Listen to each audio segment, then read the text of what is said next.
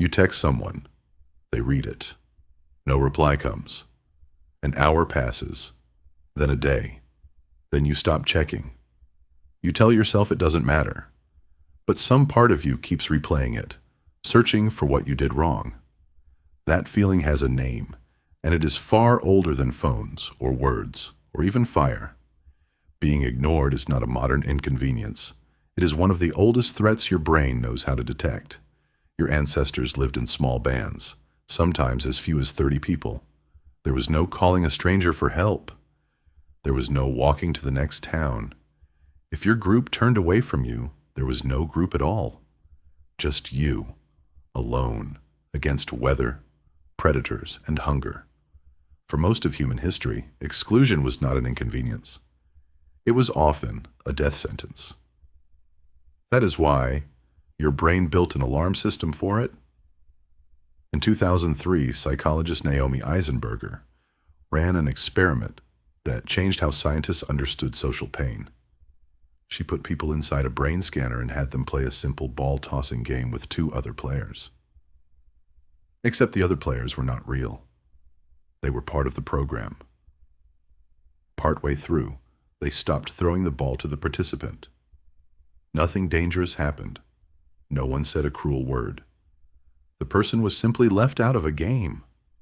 The scans showed something remarkable. The same regions that light up during physical pain, the anterior cingulate cortex, among them, activated when people were excluded.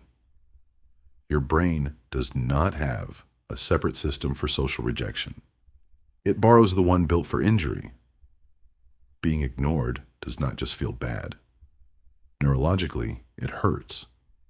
Think about that for a moment. A missed reply, a friend who stops texting back, a group that goes quiet when you walk in. Your brain treats these moments with some of the same machinery it uses for a burn, or a cut, or a broken bone. Why would evolution build something so brutal for something so ordinary? Because for most of human history, it was never ordinary. It was the difference between belonging and dying. Psychologist Kipling Williams spent decades studying this exact question. He coined the term ostracism to describe the act of being ignored or excluded, and he found something strange in his research. Physical pain usually needs a cause you can point to. Social pain does not. Williams discovered that even brief, meaningless exclusion, like being left out of a computer game by players you know are not even real, produces measurable distress. Your brain does not wait to confirm the threat is legitimate. It reacts first and asks questions later. That single design choice explains so much of what feels irrational about your emotional life today. Why one unanswered message can ruin your afternoon. Why silence from a friend feels louder than an insult.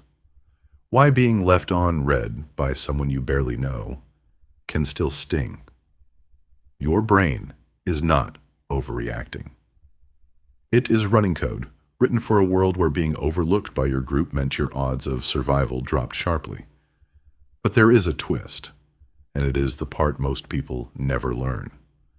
Williams also found that humans developed a remarkably fast recovery system. In most cases, the sting of exclusion fades within minutes, not days. Your brain reacts immediately, almost violently, to the threat of being ignored. And then, if nothing worse follows, it lets go just as quickly. This makes sense once you think about it from an evolutionary angle. A brain that stayed panicked for days over every small slight would burn through energy it needed to survive. So natural selection built something efficient, a sharp alarm, followed by a fast reset. Feel it fully, then move on. The problem is that the modern world never lets that system rest. Your ancestors were ignored by 30 people, at most, across an entire lifetime. You can be ignored by 30 people before lunch, a message left unread, a comment with no likes, a group chat that moves on without you. Each one triggers the same ancient alarm, the one built for a world where rejection meant isolation, and isolation meant death. Anthropologist Robin Dunbar has spent his career studying the size of human social groups, and his research offers a sobering comparison. Dunbar's work suggests the human brain evolved to comfortably manage relationships with roughly 150 people, the rough ceiling of a tribal-sized community. That is the world your alarm system was calibrated for. Not a city, not an app with a billion strangers scrolling past your posts in silence. You were built for a village. You are living inside a crowd of millions. So when someone in that crowd ignores you, a stranger online, an acquaintance who never replies, a person you will likely never meet, your ancient alarm cannot tell the difference.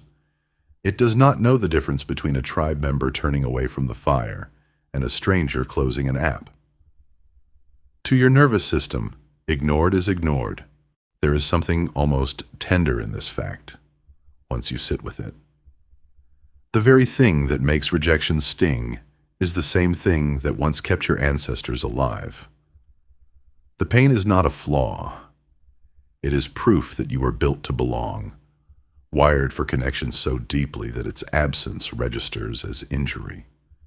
Knowing this will not stop the ache the next time someone leaves you on read, but it changes what that ache means. It is not a sign that something is wrong with you. It is a signal, thousands of generations old, doing exactly what it was built to do. You text someone, they read it.